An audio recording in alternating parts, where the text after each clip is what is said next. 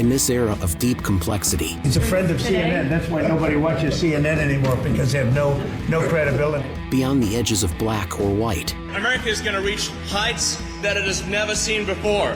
The future is going to be amazing! it's time to be notionally accurate. America is a nation that can be defined in a single word. I was in the foothills of the Himalayas with Xi Jinping. Here are your hosts, Captain Kirk and some guy named Jason. Welcome one and all to the 18th episode of the Notionally Accurate podcast, produced live right here at the One Man's Burden Studios in my undisclosed compound, located in the rundown Hollywood parking lot, where those Democrats recorded that cringe Street Fighter video. My name is Captain Kirk and I'll be your affable host. What a wild week we've had. Most surprising is the Democrats' inability to counter Donald Trump's raucous speech to Congress, which had many great moments some guy named Jason and I discuss. What moments caught your eyes and ears? I did love his honoring of Laken Riley and Jocelyn Ungary. Of course, the Democrat Party had nothing positive to say about those shoutouts. I personally appreciated his remarks on the Abbey Gate bombing that killed 13 U.S. service members, many Afghans, and maimed and injured multiple others. We got the guy that planned it. Congratulations, Donald Trump. Congratulations, America. The Zelensky meltdown of late February seems like a decade ago, but it appears a mineral deal is signed, so now the Russians have to fold or face Donald Trump's wrath. Hopefully it leads to an ending of the Russo-Ukraine war for everyone's sake. Some guy named Jason and I talked Donald Trump's speech, Gavin Newsom entering the podcast world, and tariffs. Enjoy. Some guy named Jason and I talked Donald Trump's speech, Gavin Newsom entering the podcast world, and tariffs. Enjoy.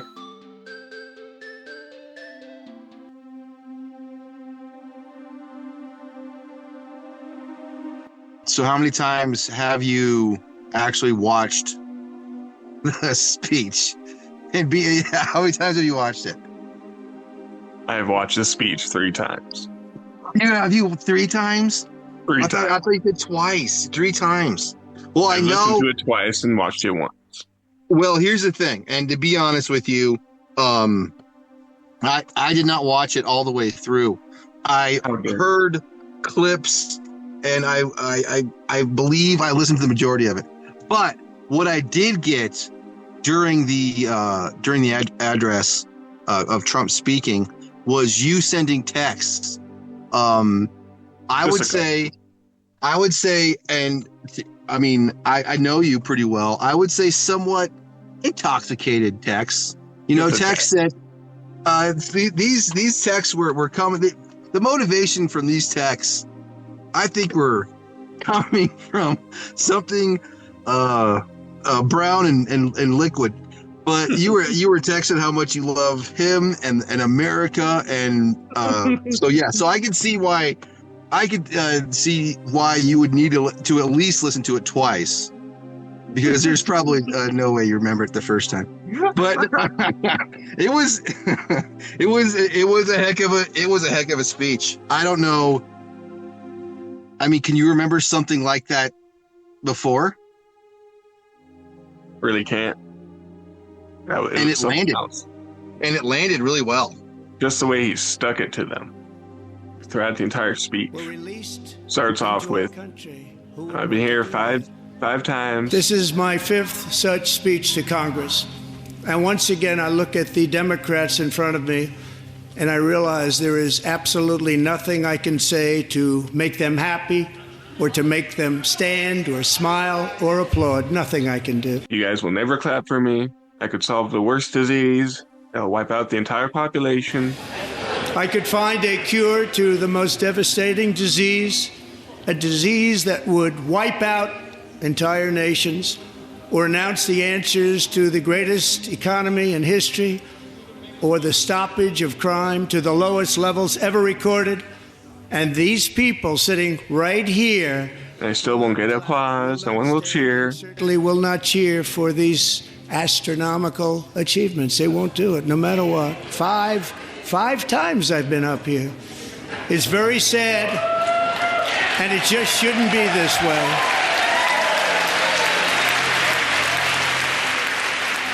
He really boxed him in with that. Well, because what are they going to do after he says that? They can't, because if they applaud for him, that means they're supporting him. And if they don't applaud for him, that means they look like a big jerks. So they all chose column B, and they look like big jerks. It was a brilliant move. Plus, like, he brought out, like, the brain cancer kid. What was his name? Yeah, I mean, that was awesome. Member of the Secret Service, and you can't applaud for that? Officially make you an agent of the United States Secret Service.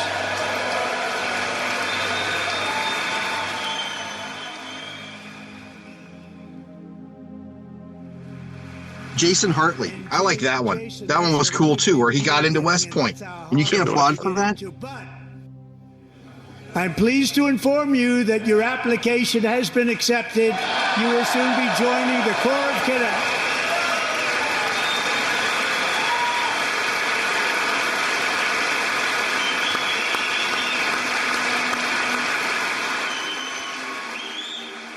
I mean, I get it. Like, whatever the cuts or, whatever, if people are saying, like, he really didn't say anything about policy. Okay, well, then why were you upset? If you didn't say anything about policy, because you don't like his policies, right? Like, why were you upset then? If he didn't say anything about policy, because that was one of the critiques that Jeffries was like, he didn't say anything about policy. Okay, well, then why are you upset? Like, what's there to be mad about then? Why wouldn't you applaud someone getting into West Point? Why wouldn't you, I don't know. Ridiculous. Terrible mistake. And then you have the old crusty, rusty Al Green from Texas shaking his cane. Mr. Green, take your seat. Take your seat, sir. Take your seat. Finding that members continue to engage in willful and concerted disruption of proper decorum, the chair now directs the Sergeant-at-Arms to restore order. Remove this gentleman from the chamber.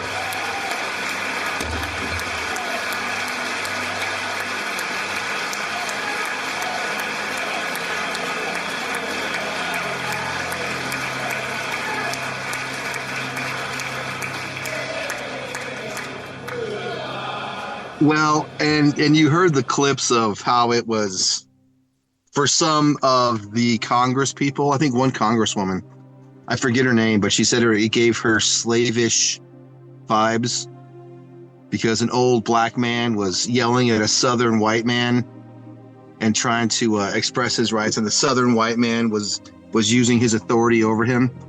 Talking about Whereas Mike others, Johnson. yeah, or others saw it as a crazy old man waving his cane in the air. Yeah. So I don't know. Well, Al Green censured, and they start singing the Southern Gospels, I guess. By its adoption of House Resolution 189, the House has resolved that Representative Al Green be censured, that Representative Al Green forthwith present himself in the well of the House of Representatives for the pronouncement of censure, and that Representative Al Green be censured with public reading of this resolution by the Speaker.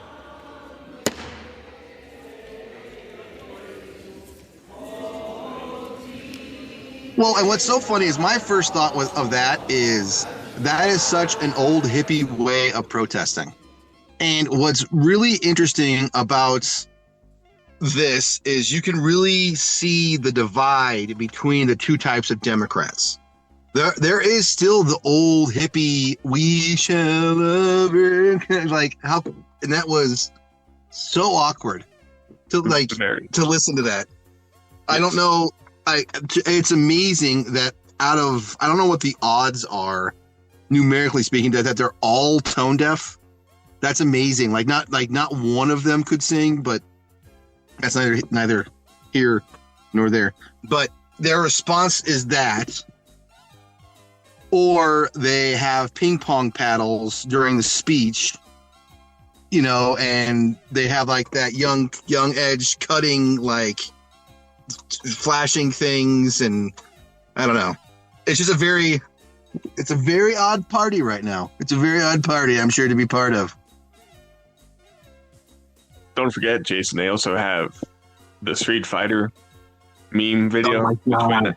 which went over that so was well. So awkward, dude. Oh my God. It was so well received. And I heard, I mean, like, and this week, as I listened to a bunch of stuff, whatever, I heard the thing that it's the first time in people's lives where the Democrats now are cringe. Oof. Up to this point, the Republicans were always the white socked in sandals, dorky dude that really doesn't know what the kids are up to or what's happening. And now it's the Democrats that are like, it's the Democrats are like the weird uncle that's like, remember me? I used to be cool. Like, no, Uncle Sam, you're not cool anymore. I used to be with it, but then they changed what it was. Now what I'm with isn't it, and what's it seems weird and scary to me. It'll happen to you. Saying groovy, that's not a thing, Uncle Sam. So, yeah, I don't know. It's they are struggling to find their way, and in like we said last week, in this post-internet world, they've got to figure it out because they can't do that scripted thing that this shit ain't right with 22 senators. That shit won't fly. Were you not inspired by that, Jason? But that is going to be found out. Nowadays, that is going to be sniffed out.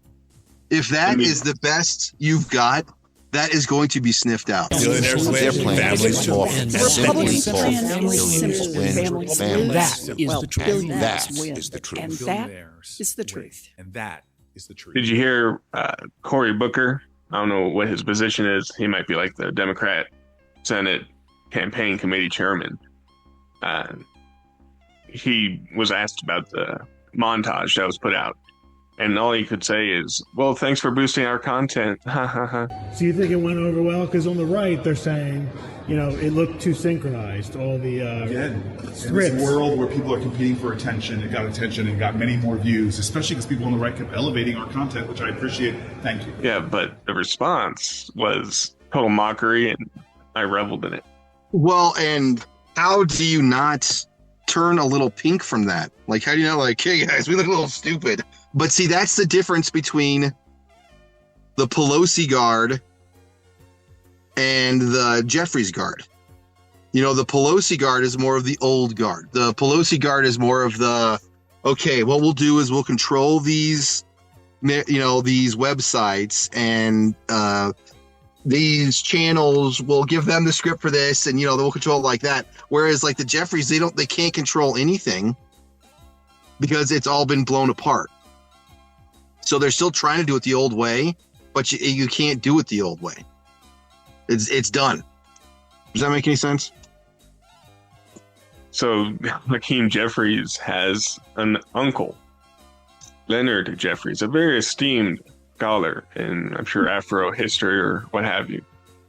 Big Marxist, and has said some anti-Semitic things, and was, I believe, removed from his post, but he taught at Columbia.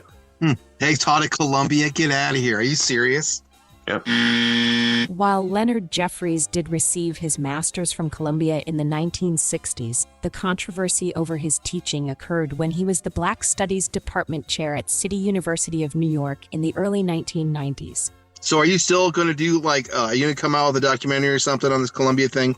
When are you going to come out with some information? Yeah. We need something on this Columbia thing. Just, side note, ladies and gentlemen, Captain Kirk is onto something huge with the Columbia University thing. We just don't know what it is or what it means. We don't know what it is exactly or what it's the point of it is, but that's not the point. Anyway, yeah, so the Al Green way of doing this was to stand up, and I think, I don't know, people on the left really liked it, right? They did. It seemed like they did, didn't they? There are some that thought it was kind of embarrassing. Some of the people that were Democrats that are now, quote unquote, independent or part of the GOP now, probably didn't like it, but there were some on the left that appreciated some effort on the part of the Democrats. Well, he got 10 Democrats voted. 10 Democrats voted against him in the censure vote. So, right. I mean, and so what? So what happens now? What does that mean? He just has essentially a scarlet letter attached to him as somebody who's been censured. Interesting. Adam Schiff was censured. Jamal Bowman was censured for pulling the alarm. Oh yeah, that's my favorite one though. That's my absolute favorite. Yeah. Rashida was also censured. Interesting. Well, but it's very interesting that you stand up, you wave your cane at the president, shake your, kind of yell at the sky a little bit. Obviously, whatever. That is your protest. That's the Democrats like, yeah, okay. And then they hold up their ping pong paddles, and then they don't, clap for cancer patients or whatever. This is not the response people are looking for. Then Newsom comes out with a podcast, which I think is the right. I think that is the right. That is the right response that the Democrats need to have. Now, should he have done it at 2:00 in the afternoon on a Tuesday? I think it was a Tuesday or Wednesday on the tax dollar. Not a good look. I, in theory, don't live in California, so I didn't pay for it in theory. But he still did it, which he's got some real coconuts, that guy. Anyway, I think he understands that the Joe Rogan and Theo Vaughn and those podcasts, they affected things big time. And you can sit around and complain about how they all think that they're connected. There's some sort of conservative cabal that are connecting all of these podcasts, but in reality, it's just people are watching these podcasts and listening to these podcasts because they like what they're saying, and they happen to be friends. Some of them not. But if you want to, if during the pandemic you took people off Twitter and took people off of YouTube and said, if you don't like it, build your own. So now you can say the same thing to them. Like, all right, well then now build your own. And they're wondering, we need a Joe Rogan of the left, even though he was left. Joe Rogan, you had him, and you pushed him away. And then when you have an opportunity to speak with him before an important election, you make excuses and decide going onto his program would be more detrimental to your campaign than going onto it and discussing the topics of the day. And that news has come out already. Yep. So whatever you like. Back in the day, we would have waited, a year or two, probably midterm, before that news would come out. Oh yeah, did you know that during the election, that actually had nothing to do with anything? But now it's almost immediate. You get the news almost immediately. You can't pull shit like that. This shit ain't right. That is not going to work. 22 senators saying the same thing, albeit dramatically and performing, and with performance-wise. Yeah. Oh, it's the same thing. Like, when's the last time you heard a senator say shit? That was kind of like a whoa. But yeah.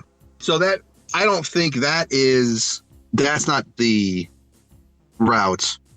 But Newsom is onto something because you have to adapt or die. And with Newsom doing this, it's a weird. I don't know, because people are laughing at it.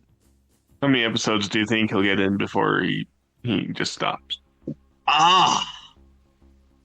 Well, what's interesting about him is he had the big kerfuffle because he wasn't completely pro-trans, right? He offered the very minimum baseline.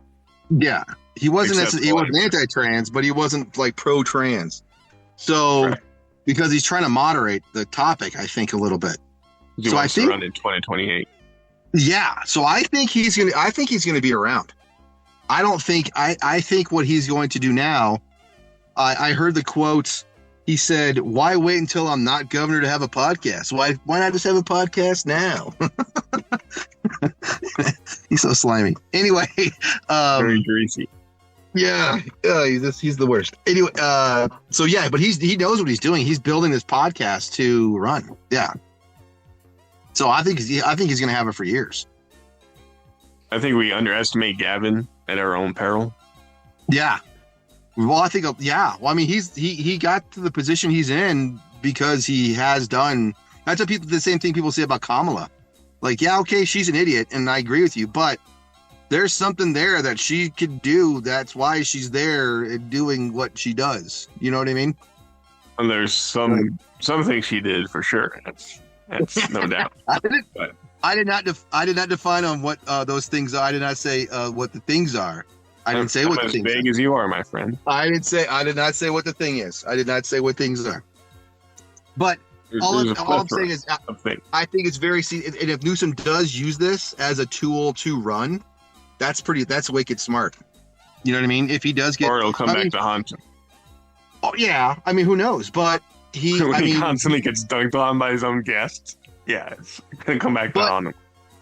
Maybe, but he allows to be dunked on. He allows himself so people would like listen to it. Like he's only had this is only a second episode. So his first episode was just him, I guess. And then the second one was him and Charlie Kirk. Right. And I heard some clips about it. It was, I mean, whatever. I think that's the route.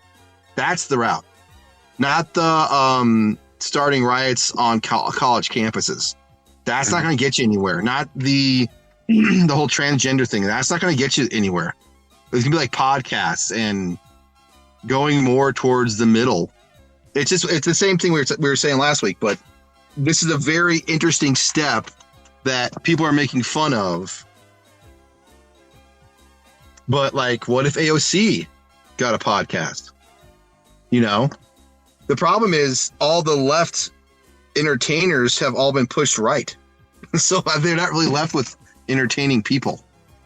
Do you know what I mean? Like, there's no like. Well, unfortunately, it looks like the Democrat Party is in a state of decay, and not much will be able to save it in the short term. In the short term, but it's all up to Trump and the economy, because that pendulum can swing really quickly. And all this stuff can go away very quickly if Trump does not turn this economy around. I truly believe that no matter what cultural changes she's trying to make, no matter what dramatic changes he's making in the government and the executive position and branch, it won't mean as much if he doesn't turn the economy around. What's the price of gas where you are? $2.80 something. That's on a good bad. day, like 282. Yeah. Some of them are like, if you get around I-70, which is a major highway thoroughfare, the Dwight D. Eisenhower Highway. That's what the locals call it. It was like $3.10, but I think they were gouging, if you ask me. Eisenhower was a president at Columbia, but yeah. So did he go to I-70. Columbia too? Did Eisenhower go to Columbia? He was the president of Columbia for a number of years. Oh my gosh, dude! Are you kidding me? No joke. All right, you need to put dramatic sound effects like bum bum bum. Okay, cool. Thank you. That's crazy. I got you. All right. I got you. That's nuts.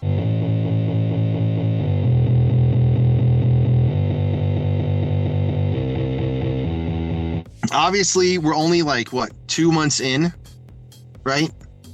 Even though every week is just, there's so much stuff that happens. There is a lot of news every single day, every single so hour. Much stuff. It's hard to like, I don't think it'd be wise for this podcast to try to report on one thing. I think it's better for us to kind of get the grand scheme of things, because it's all coming so fast. But with that, so all of these changes, all the news, all the things that are happening, I don't think will mean as much as we can't turn this economy around. Now, if he is going to turn this economy around, he is hinging this a lot on tariffs, right? That's a tool in his arsenal, yes. But it's okay. It's a pretty big tool. As far as arsenal tools go, yeah, okay, it's one of it. But it seems like he's really using it though. Or is this I can't tell if he's playing it up, and that way the press buys it, and if the press buys it, then the other countries are going to buy it too. That oh my God, he's going to actually do this. Like he's going to write this tariff on. Now, they're saying, okay, so he's given Mexico a break, right? For a month? Yeah, temporary pause of 1 month. 1 month, because he likes the president. Something about how she's nice and she has she makes really good guacamole, right? Something like that. Yes, very spicy. Yeah, dude, a good spicy guacamole, by the way. I had me some torchies. Delicious. Anyway, so he's lifting the tariff off of Mexico, but the tariff now is still on Canada, right? I believe so, yeah. So there is a theory. Now get this and follow me if you will. There is a theory that what Trump is actually trying to do is he's trying to use these tariffs against Canada to slowly drain them economically so that they have to become the 51st state. And I am not kidding you. This is a literal thing people have talked about that they think is going to happen. What do you think? I heard about that like in December, early January. So I can't confirm that. That's what people are saying. So what do you think? Do you think do you think Trump in like he's looking at his cabinet and he's saying, hey, we're going to make Canada the 51st state. And if he did make Canada the 51st state, how pissed would Puerto Rico be? Like they've been here the whole time. And then Canada just shows up and suddenly they become the 51st state. You know what I mean? And then DC, I think DC would be pissed too. Because, I mean, why aren't they a state? Right? Well, I hope Canada does not become the 51st state because that'll be 2 more Democrat senators and who knows how many Democrat House members. Okay, so we're giving the entire country of Canada 2 senators. How many? They have 3 time zones, right?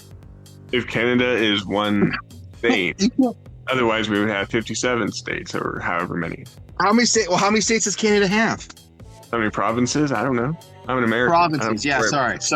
Sorry, guys. Yeah, you're not American. Yes. No offense to our millions of provinces. listeners. No, but how many provinces do they have? How many provinces? What provinces? Provinces? That's a word that, if you keep saying it, it sounds weird. Provinces. Dude, doesn't sound right. Provinces. Provinci? No. Is that multiple provinces? Anyway, so I hear the tariff economic theory is tax. It's economic warfare to promote domestic production, correct? Correct. But if it doesn't work, the prices go up and you're paying almost double for things, and then you may not have things at all, and there'll be huge interruptions to having things, right? Generally. Yeah. So I figured out the Canadian province question. Okay. 10 provinces across 3 territories. 10 provinces, 3 territories. Oh, 10 provinces in 3 territories? Yes. So each territory has a certain amount of provinces. Oh. Because they don't have states like we do. Dude, they're weird. No offense to our millions of Canadian listeners. No, listen, you guys are the best. Interesting. Provinces. It still sounds weird to me. I don't know if I can say that word for what. Provinces. Provinces? Am I saying it right? Yes. Provinces. What am I saying? Provinces. Provinces. Provinces. Bruh. The point is, I don't know if I'm a big fan of the tariff economic plan right now. I think Trump is playing it up, and most people are taking the bait. And so far, he hasn't really hit anybody too hard, has he? He's got real close. There's a couple of sob stories that I'm sure if you go to CBS or NBC or what have you, will have all these consequences of Trump's terror. Oh, and sure. You can find something. So, well, but that brings us to our next point, though, is with these cuts and Musk. With these tariffs, it's hard to it really depends. I've heard very quiet optimism about the tariffs from the right. Like they're okay, this is going to work. Hopefully, fingers crossed. It's not a robust like, okay, yeah, this is really smart, let's do it. The left hates it. And it's a very quiet, okay, I hope you know what you're doing kind of support, I think, from the right. Because I haven't really heard anybody be like, yeah, this is the way to do it. I don't know. But with it really depends on the news you hear about it, or what the source of news you are getting.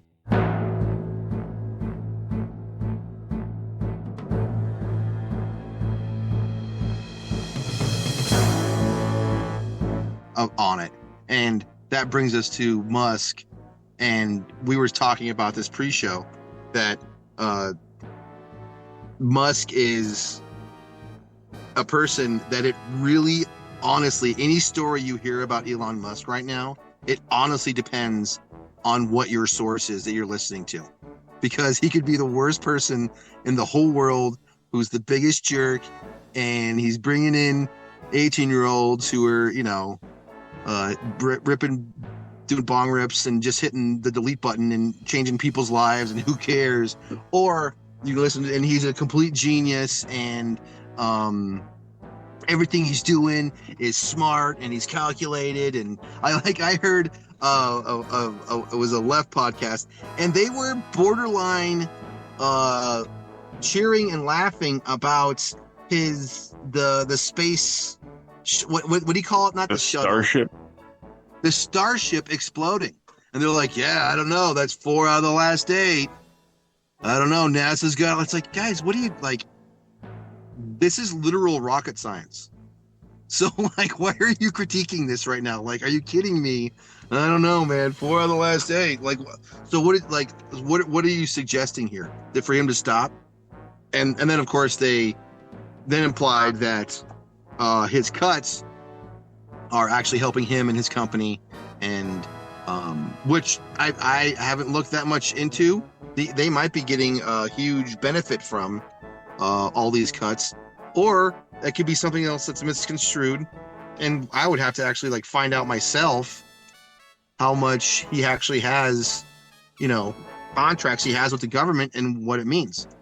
So as far as government benefits to Elon Musk, yes, his companies have taken billions of dollars in subsidies, and that's what his detractors are aiming for when they criticize him. They want to go after him lawfare style, the way they went after Trump. Recently, they've been passing along some fake news that Elon was given $400 million for Tesla by the Trump administration. So it was like, oh, see, here's the corruption. This is a real fraud and abuse. But it turned out it was actually done under the Biden administration. Whoop, whoop. Wow, wow. Well, and that's where I mean, and nowadays you have to be very careful on what you listen to. Yeah. And you have to get it counterbalanced. It's true. That's why we don't break the news. The news breaks us.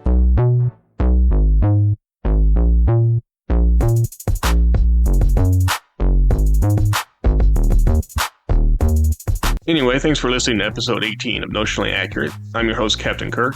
More to come on future episodes. Thank you to some guy named Jason. Find this podcast on SoundCloud, Rumble, and YouTube. Follow the show on Twitter/X Email the show at notionallyaccurate@protonmail.com. Email the show at notionallyaccurate@protonmail.com. Take care, and remember, even if you can't be factually correct, you can always be notionally accurate.